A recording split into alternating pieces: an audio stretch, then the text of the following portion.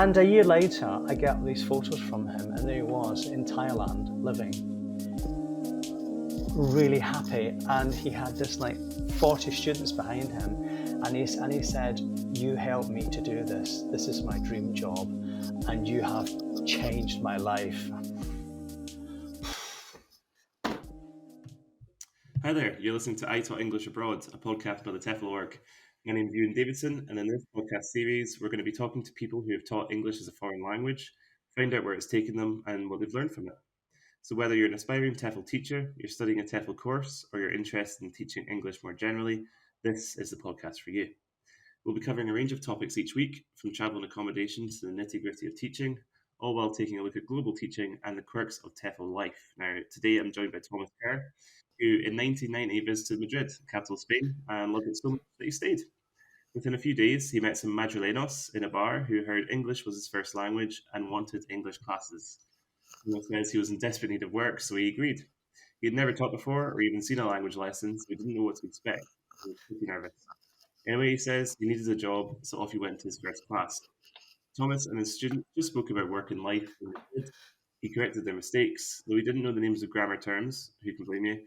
So his correcting was limited, and he didn't feel good about it. He did, however, come out of that lesson with a buzz and knew he wanted more of it. Thomas bought a grammar book with the earnings from his first lesson, and in the bookshop met someone who told him about TEFL. Thomas then completed a TEFL course, had to learn all the grammar from scratch because he was never taught grammar at school, we'll get to that, and learned how to make good lesson plans. Now, he says, he felt ready. Thomas taught private classes for a year, then started working in a school. He became the director of studies and started doing teacher training courses as he wanted to learn more and more. He worked and studied for years, and on that journey got a Trinity dip in TEFL, a master's degree in education leadership and management, and many other certificates and diplomas. Thomas has been teacher training now for about 28 years and actually began working with the TEFL Org when it first started in 2008. He even remembers getting TEFL Org's very first student. Thomas says it's been amazing to see how the TEFL Org has grown. Since then, it has become the world's most accredited TEFL course provider, and he says he thinks we have the best TEFL courses and the very best tutors, who are all highly qualified with many years of experience. And the TEFL Org has taught tens of thousands of students to be TEFL teachers all over the world. So, hola, Tomás, ¿cómo estás? Hola, muy bien, gracias. That's the limit of my Spanish. So, You had a go. I did have a go. I don't know if it's necessarily like qualifications worthy, but it's, I can start a conversation, so that's something. So you're based in Madrid or just around Madrid, or? It's about an hour away from Madrid by car and by train, on the west in the mountains in a little village we're just outside a village called Robledo de Chavela, which is near a really nice place called El Escorial, which I recommend you visit if you ever come to Madrid. I remember actually the first conversation I had with you, you're so lovely, and you said, "Oh yeah, just come out and work in Madrid if you ever need to." And I was like, I like this company. This is good. I could hack this. So 1990, Spain. I don't want to jump to conclusions, but early 90s, I have to think Ibiza was a motivation when you went to sort of the Iberian Peninsula. Well, I had been to Ibiza quite a few times for summer in the 80s. And anyway, I was living in London. I'm Scottish, of course you can hear, but I was living in London. And I had kind of enough of London, and I'd been to Ibiza a few times, and I thought someone offered me a job there. So I went over there. I got a job in a restaurant, and I was there for about a year and a half. And then I visited Madrid. And I don't know, it's just as soon as my feet touched the tarmac, I just thought, this is where I want to live. This is where I want to be. And I just loved it. And I stayed. Excellent. So actually, let's get a bit further into that. We've heard about people going on holiday and just falling in love with the place. So, for example, our first episode, we had Daniel Gillard on, who took a trip to South Asia, went to Cambodia, and was just like, I'm just going to live here. So how does that happen? And what was it specifically about Madrid that just grabbed you? I've thought about that so many times. It's something magic that happens. I mean, Madrid now is changed a lot. I mean, a lot of things have improved a lot. But then it was like everything was a bit older. It wasn't as well taken care of at that time, and I kind of really liked that. There was a charm about it, something magical. I felt that people looked at you when they spoke to you. People, I like this feeling about when people talk to you, they kind of touch you and rub your arm and stuff. I don't know, there was a really down to earth feeling about it, and I just felt at home. Yeah, and I've got to imagine that's a contrast. I mean, in London, people very much keep themselves to themselves. There's no eye contact or anything. Okay, so I absolutely love the story of your first lesson. Can you take us through that? Because it sounds like you caught the TEFL bug, but there was also a bit of trepidation there. Like, how was it? The first lesson, well, there was a kind of first and second lesson. The first lesson, this guy's like, well, look, come and do English. And I said, well, look, I don't have a lot of experience, but at that time, there weren't actually a lot of people that speak English as a first language in Madrid. So when they heard me in a bar, they were like, can you, you're from the UK, can you teach us English? And I thought, yeah, okay, I need the money. And I thought, I'm a bit worried about it. And anyway, when I went there, they said, look, let's just, talk and you just correct our English. And I said, okay. And of course, when they were saying things like maybe not suitable, I would say, well, we don't say it like that. And they were saying, well, why? I said, well, because we don't. And I thought, okay. And but I really loved it. I loved being with someone and helping them. And it was just not like a job. It was just like fun. Like really, really fun. And I thought I would have came out of there with a huge buzz. And I thought, okay, I felt a bit uncomfortable at the grammar, but I thought, but I can learn that. And with my money, I went, and I remember I bought a box of fish fingers, have to eat, and a grammar book. That was my first pay spent. And that's how I started. And it's funny because the second class I went to, I was studying grammar and things. The second class, he said, oh, can we study phonetics? And I thought, oh, yeah, sure, but didn't really know what it was. So my second pay was buying a book on phonetics. Anyway, that's how you learn. That's how you learn. And what is the Spanish for fish fingers, out of interest? Do you know, I have no idea, because I don't think they eat fish fingers here. I don't think I've seen any Spaniard eating fish fingers. They buy fresh fish from the market. How dare they? I mean, you could easily stick fish fingers in a paella or something, surely. I don't know. You do it in secret. Yeah, Teddy Spanish viewers or listeners, I apologize. I was just joking. Instantly cancelled. So what was it like kind of learning grammar from scratch? Because I know what you mean about learning grammar, and I'm not saying it's a feeling of a Scottish education system before we get anything like that, but it does feel like it's very, very briefly touched over if it's covered at all. So, I mean, it's something I've never done. It's something that a lot of people listening or watching will have never done. What's it like sort of deconstructing your first language? Because you're essentially relearning how you say and phrase things a lot of the time. Did you enjoy that challenge? It was really, really difficult, and it was just. I mean, I was just. In Spanish, they have a word called agobiado, and it means daunted by the whole thing, and I didn't know where to start really, and it was. So it was really when I was reading the grammar and stuff and just doing page by page from a grammar book. But there was just so much. But it was when I actually did my TEFL course. This is why when people say, oh, you can learn grammar on your own, you can't really, because when I did my TEFL course, they kind of tell you where to start and the sequencing to follow for you to learn the grammar. So it all kind of comes together. And it was only when I did my TEFL course and the bits that I had read in my grammar book, I thought, oh, that's the bit I read. It fits in here. And it all started to slowly coming together. But I always say to my students, I mean, it happens to most people. When you do a TEFL course, don't think that when you finish, you have learned and memorized all the grammar, because you haven't.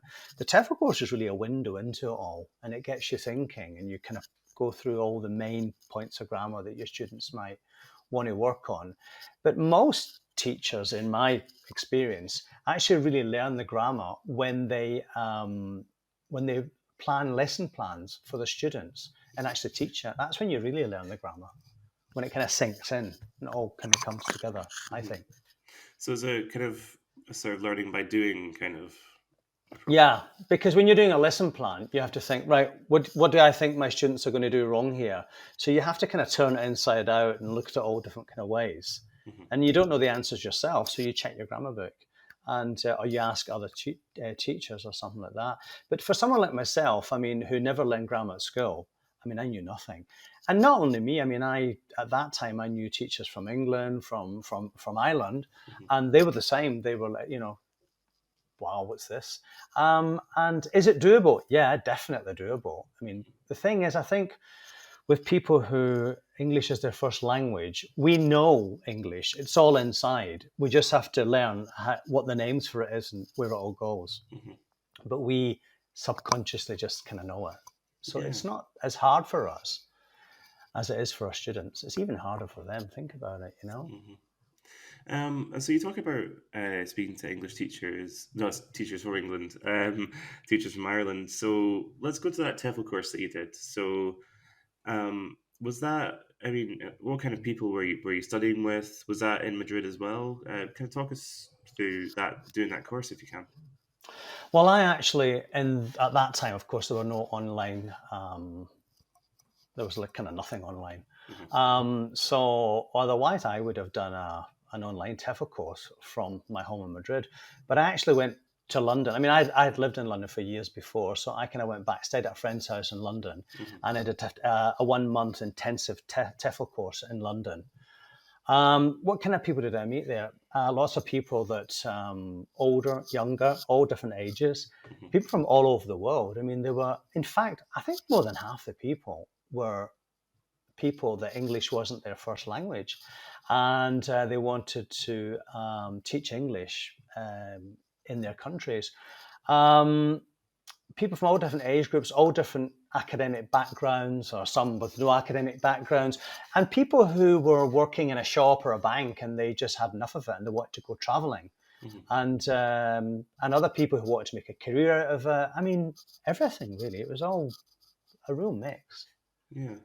Because there's these sort of weird kind of misconceptions about TEFL that's only for a certain type of person, and it's more difficult for, I guess, non-native level English speakers. But I mean, this would have been sort of early 90s, wasn't it? So that's maybe 30 years of the kind of these myths and misconceptions people have. Anyway, sorry, that's me getting on my soapbox. So you went on to do lots more qualifications, more than you could shake a stick at, really. Was that interest in academia always there, or was it informed by the desire to become as good a TEFL teacher as possible, or was it a little bit of both? Um, well, I enjoyed so much the TEFL course, and then when I left, and by the way, the TEFL course was actually in some cases a little bit easier for people who didn't have English as their first language because they had studied grammar at home. They knew the grammar much better than someone like myself, so Mm-hmm. they helped me.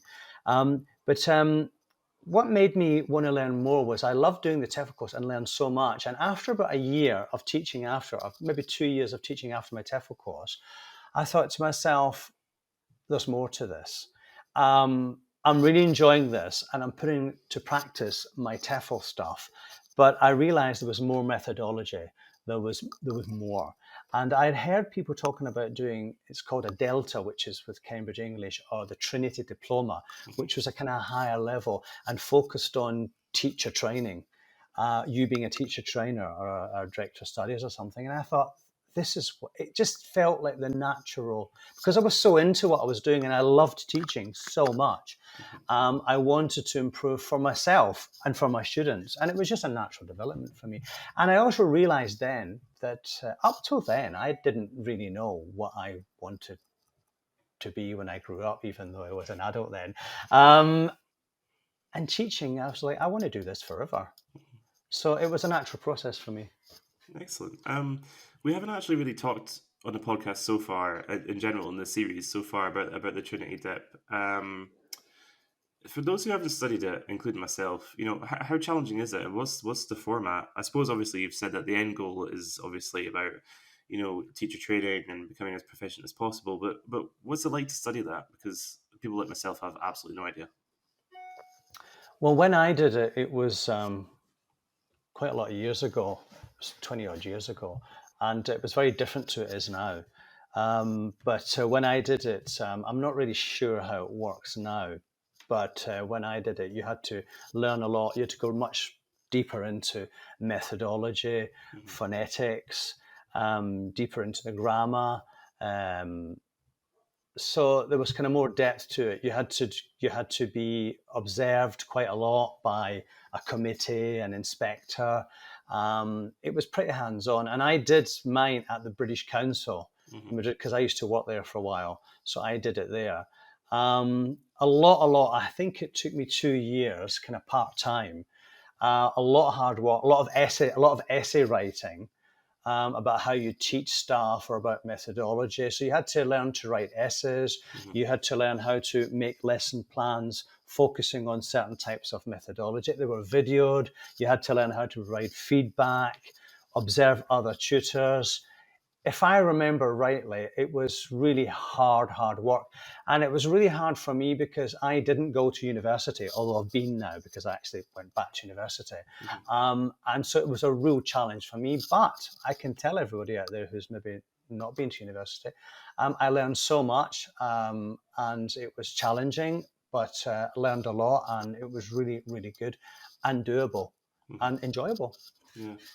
That's a really important thing because again we talk about these preconceptions people have about TEFL and studying without a degree is something that comes up a lot and kind of in the work that I do in content writing. I think to see someone who's at the top of their trade like yourself, who got into teaching and has now picked up all these qualifications, I think that's going to be fantastic inspiration. So if you allow me a bit of poetic license, it feels a bit like your involvement with the TEFL Org was written in the stars in a way.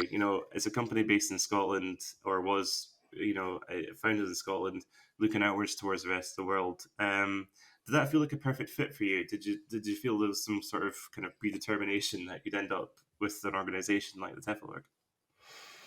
I don't really. It was just kind of strange, really. I mean, the founders of TEFL Org, I had worked with them before. I see, right. So I knew them. We'd worked quite a few years before they set the TEFL Org up. And so when they set it up, they contacted me and they said, "You still out in Madrid, Tom?" And I was like, "Yeah." And,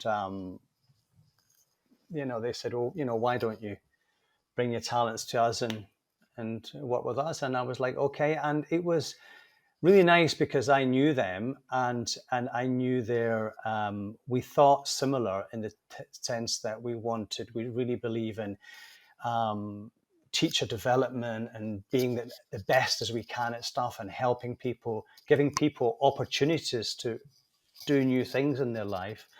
And it was just a coincidence that it was in Scotland, but it was really nice because here I am. I mean, it's obviously I miss Scotland sometimes. And so here I am living in Madrid and I've got this huge connection back to Scotland. So it's really nice. Yeah, it's really nice. Yeah. So I'm gonna we're gonna take a quick break there. You're gonna hear another Scottish voice. I'm gonna pass over to Erin, who's gonna tell you about a podcast promotion that we're running, and then we'll be right back with Thomas Kerr.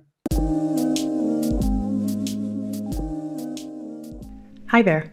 We hope you're enjoying listening to I Taught English Abroad, a podcast by the TEFL Org. Hopefully you're feeling inspired by what you're hearing, and maybe you're wondering if you can teach English as a foreign language too. Well, the answer is yes.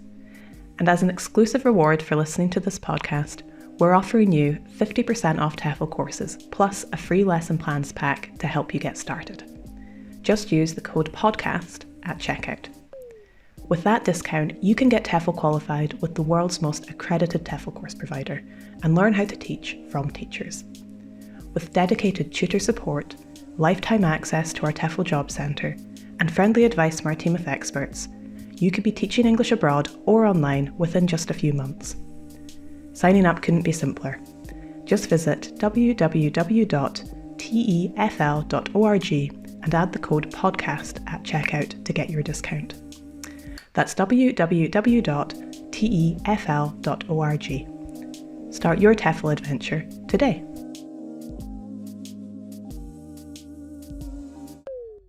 And we're back with Thomas Kerr. So now you're the online and academic courses manager with the TEFL Org. Can you explain to us what's involved in that role? Sorry.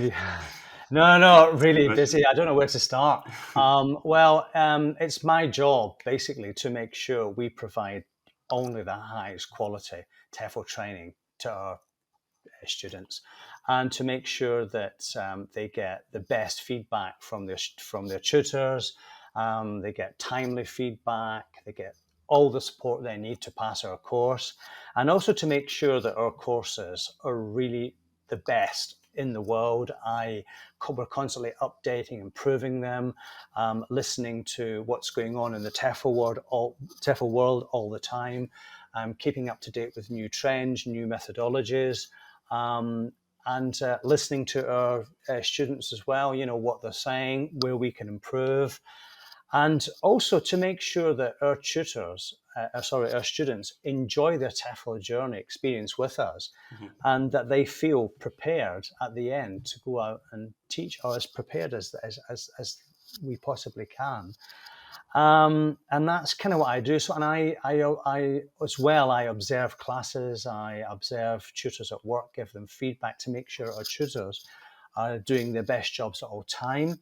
I'm in close daily contact with our accreditors, making sure that our tutors are marking with our accreditors really strict criteria, because when you've got accreditation, you have to deliver just the highest level of everything, and that's all checked by internal and external inspectors.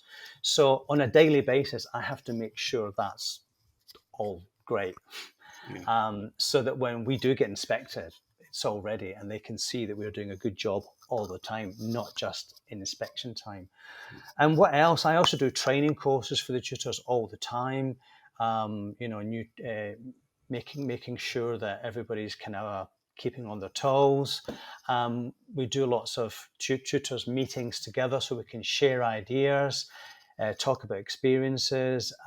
If there's any way we can help students who are maybe struggling a little bit, or people maybe with special needs, special learning needs, we do everything we can to help everybody. And that's kind of basically more or less what I do. But inside all that, there's a lot of other stuff, of course, kind of going on a daily basis. Answering emails, helping people all the time, so it gets really busy. Absolutely, and again, I'm delighted you've taken time to speak to me for the podcast. So, what do you think? I mean, you probably know this better than anyone. What do you think prospective TEFL teachers are looking for in a course? And has that changed over the years that you've done this job? Have expectations changed, or what are people looking for? I think people just want to be as prepared as possible to go out there and teach, and feel confident.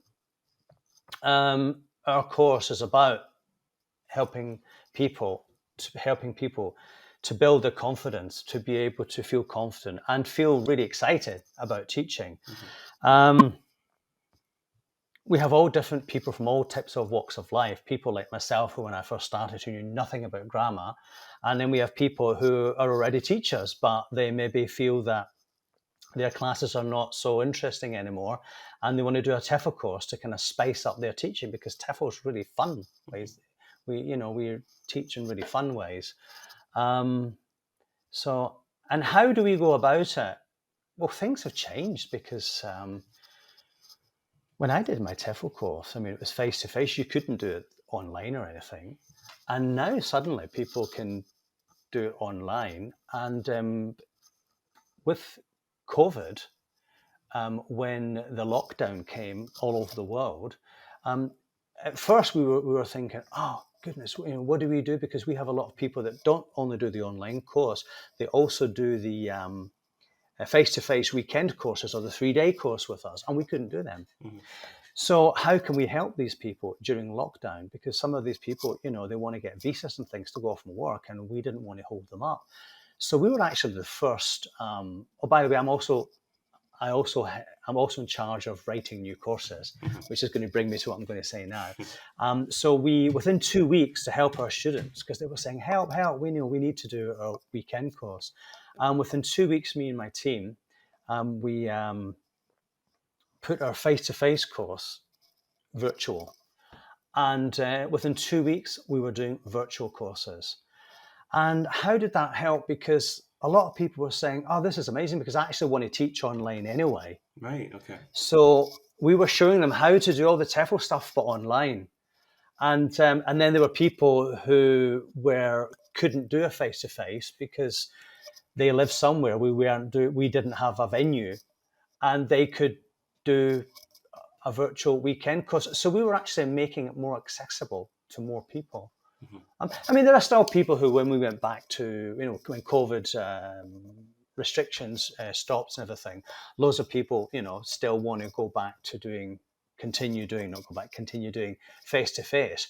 But the amount of people that want to do them virtual now is unbelievable. It's great and of course, online, people all over the world are learning more and more online. And so we need more and more online tutors. So it's been great. Yeah, I mean, it's a huge adjustment to make, but to sort that within 2 weeks is remarkable, really. Especially given, it was a strange time. I mean, we sat up late at night and weekends because our students were saying, we need to get this done. People, wanted to start teaching straight away. So we just had a responsibility on them just to get it done as quick as we could. And we did try it out before we started delivering it, to tweak it. And I remember doing the first one, and it was just great from the very beginning. It just worked really well. In the introduction, we talked about your first ever TEFL Org student, the first ever TEFL Org student. I wondered if there are any stories about early TEFL Org students, including that first one, any that you keep up with who've gone on to do something really interesting. Do you keep in touch with people that kind of joined very early on, and do you have any stories about what they've gone on to do? Yeah, I mean, people keep in touch. There's one guy because I actually was doing the face-to-face courses here in Madrid, and I met loads of people. I mean, I enjoy doing them too because you meet loads of people kind of face-to-face, and I've met a few people, and we still meet up. We made WhatsApp groups, and every now and again we meet up, we go out together, we have dinner, and we talk about what people are doing. So that's nice. And some of them actually moved to Madrid because they came to do the course, and they were like, wow, I can work here, this is brilliant. And they came and love Madrid like I do. One guy in particular, I remember he was one of my online students from Manchester. He had left school really young, couldn't hold down a job, didn't like any jobs he tried.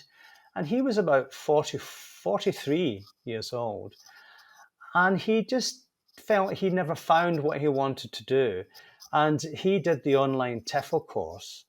And then suddenly he did it, and he disappeared for about 6 months. And we became, kind of friendly, emailing and stuff. And a year later, I get these photos from him, and there he was in Thailand living. Right. Really happy. And he had this 40 students behind him. And he said, you helped me to do this. This is my dream job, and you have changed my life. Yeah. I mean, that's got to feel so rewarding, hasn't it? We still keep in touch. I'm not going to tell you his name. No. Because, maybe you'll watch and he said, oh, Tom, you just not said that. Wow. And there's loads of stories like that. Yeah, that's just makes it all work. Just so worthwhile. Giving people opportunities all the time, Amazing. He still lives there. I mean, that's fantastic. I was just thinking there during your answer, you talked about people coming to Madrid and staying there. I mean, maybe you should work for the Madrid Tourist Board. I don't know. You seem to be doing excellent work. But I tend to ask guests this, and even though you're very much wedded to Madrid and it's the surrounding area, and you've had such a fantastic career there, just as a hypothetical exercise, if money and visas and all the bureaucracy were no object, and you could go and teach somewhere in the world tomorrow, where would it be? If I had to. If you had to. You had to.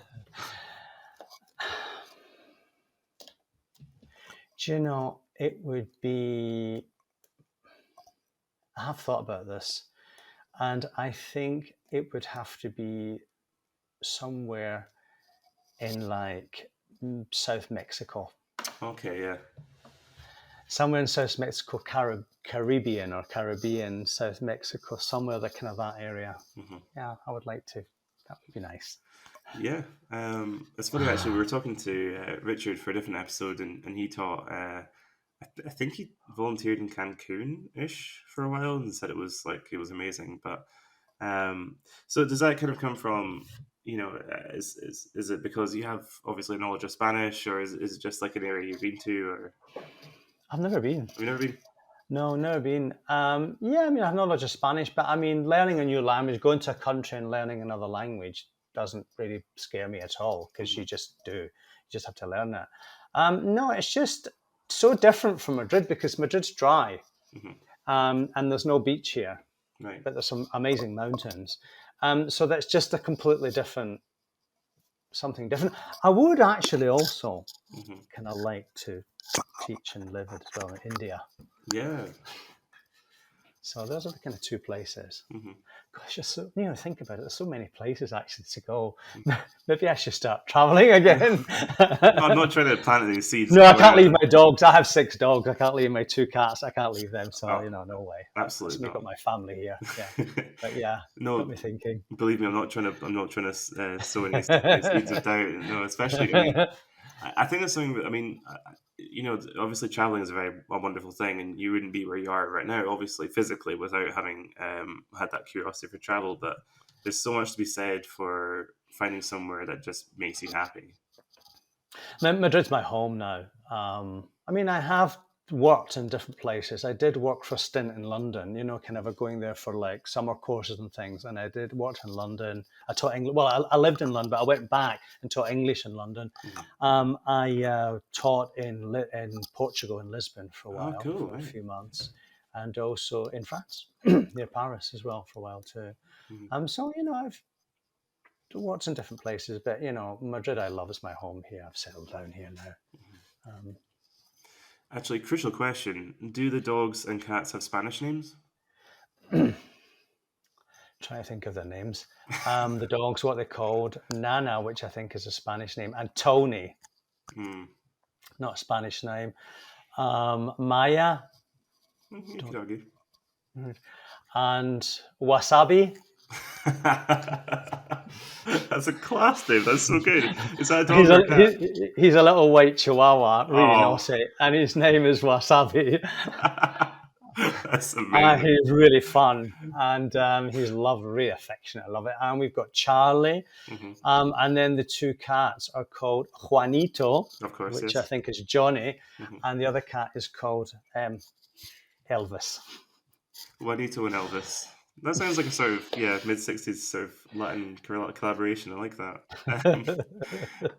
Cool. So a couple more questions just to round us off there. I genuinely could talk about your pets all day. I understand that, but we should also talk about TEFL a wee bit just before we wrap up. We should, yeah.